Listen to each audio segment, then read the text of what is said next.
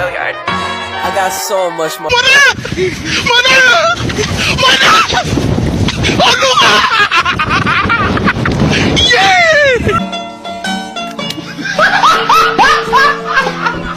Are ya ready, kids? Aye, aye, Captain! I can't hear you. Aye, aye, Captain! Oh! Fucking design on right now. Break it down, bring it back, make it clap. I got 3 old thoughts, new guap, where that thing. Bitches on my line, and you know Assalamualaikum warahmatullahi wabarakatuh. Kami dari kelompok 3 akan menampilkan tugas video mata kuliah dasar-dasar komunikasi dosen pengampu Ibu Aryani Widyaningsi SPD dengan materi komunikasi efektif dan tidak efektif dengan tema pendidikan. Selamat menyaksikan.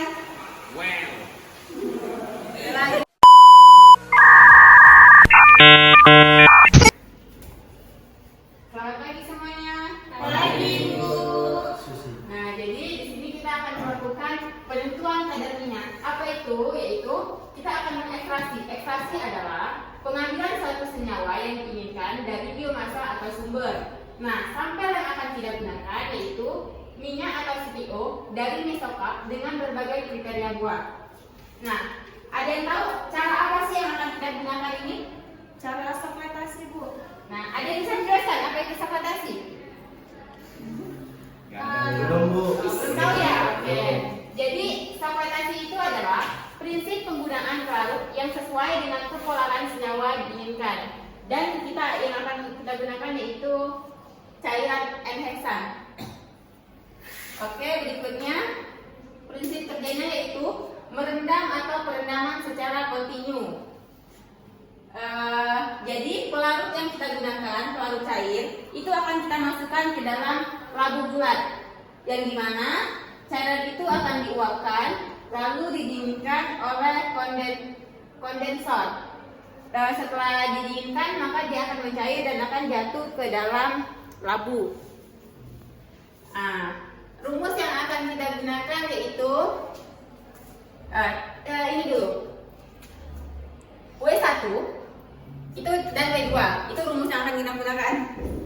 Jadi W1 itu adalah M wadah atau labu dan W2 adalah wadah plus minyak yang sudah dipanaskan atau pelarutan yang telah diuapkan.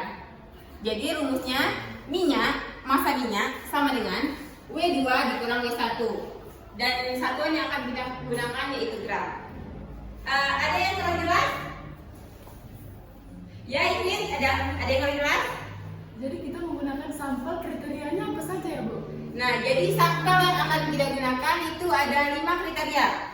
Kriteria yang pertama yaitu buah dari sawit yang mentah hitam, mentah merah, buah matang, lewat matang dan juga buah busuk.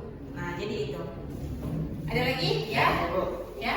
Jelaskan cara menghitung kandungan minyak yang dihasilkan dari proses fermentasi, Bu. Nah, jadi kandungan minyak itu akan kita hitung dengan rumus ini.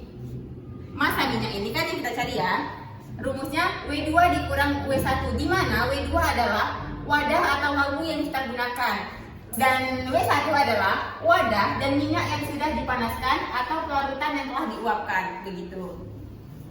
Terima kasih, Bu. Oke. Bu, kenapa kita menggunakan N-heksan? Jadi N-heksan itu digunakan untuk melarutkan dari sampel yang akan kita pakai itu. Mengapa kita menggunakan N-heksan? Karena N-heksan itu memiliki kepolaran yang sama dengan minyak sampel yang kita gunakan. Sudah? Sudah, Bu. Nah, jadi mari kita lihat dulu. Tadi saya sudah melakukan percobaan. Mari kita lihat dulu.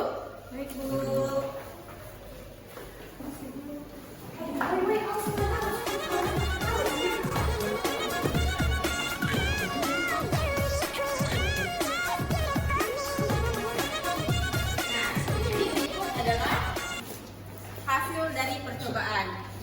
Di mana yang pertama buah mentah hitam, mentah merah, buah matang, lewat matang dan buah busuk.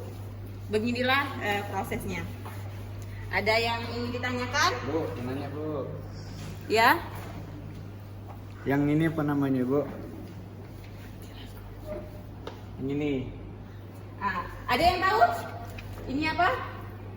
Ini tuh buah busu, Bu. Buah atau alatnya?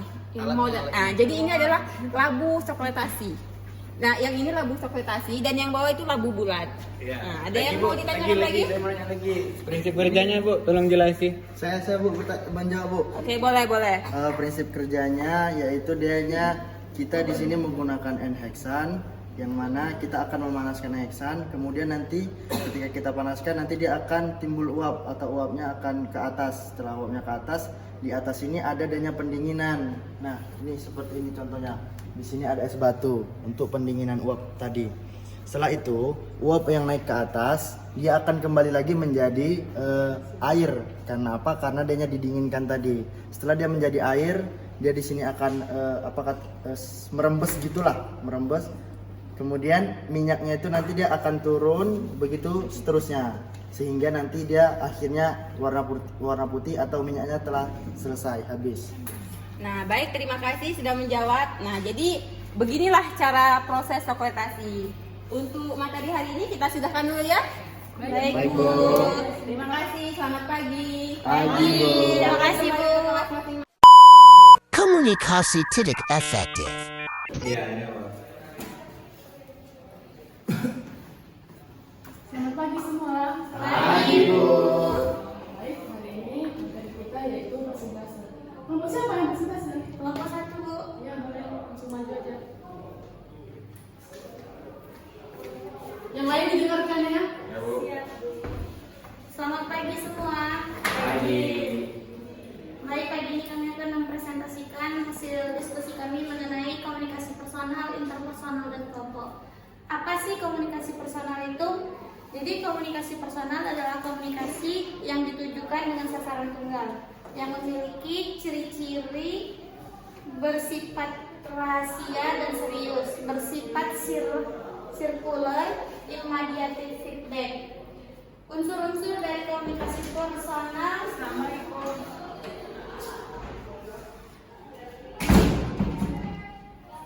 Yang lain fokus.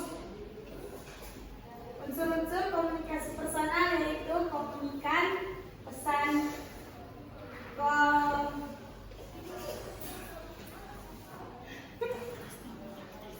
komunikator, media, feedback. Bentuk dari komunikasi personal ialah tatap muka dan bermedia. Kemudian ada komunikasi interpersonal. Satu, pengertian komunikasi interpersonal itu merupakan sebuah komunikasi yang dilakukan oleh dua orang atau lebih yang sifatnya tidak teratur secara formal. Yang memiliki ciri-ciri yang pertama itu, komunikasi interpersonal itu dimulai dengan diri sendiri, bersifat transaksional, mencakup aspek isi pesan dan hubungan antar pribadi, melibatkan pihak yang saling tergantung satu dengan yang lain.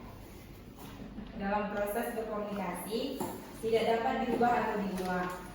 Kemudian komunikasi interpersonal itu memiliki unsur yang pertama itu sumber, komunikator, pesan, media, komunikan, efek, dan feedback. Bentuknya yang pertama itu model linear, model interaktif, dan terakhir model transaksional. Demikian untuk presentasi kami. Pada teman yang ingin bertanya dipersilakan. Ayo, ditanggapi. Izin bertanya.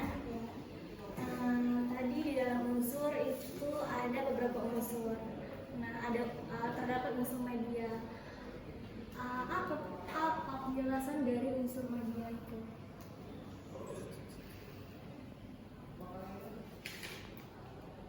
Ada lagi? Tadi di dalam bentuk untuk komunikasi personal ada di situ tatap muka. Contoh dari komunikasi personal bertatap muka itu seperti apa?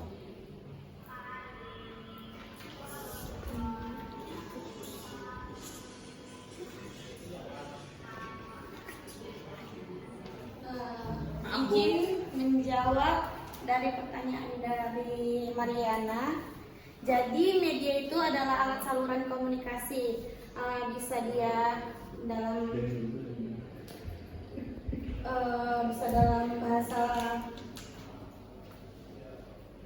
Latin yang merupakan bentuk jamak kata madiun.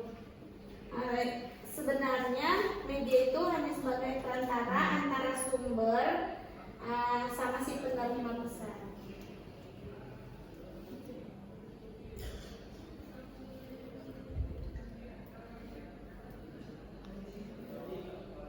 Depan. Cuci muka dulu. Baik Pak.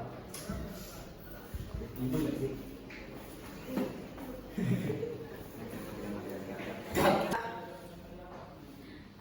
Jadi menjawab ini Joshua. Jadi tatap muka itu ibarat nih seperti kita lagi belajar ini.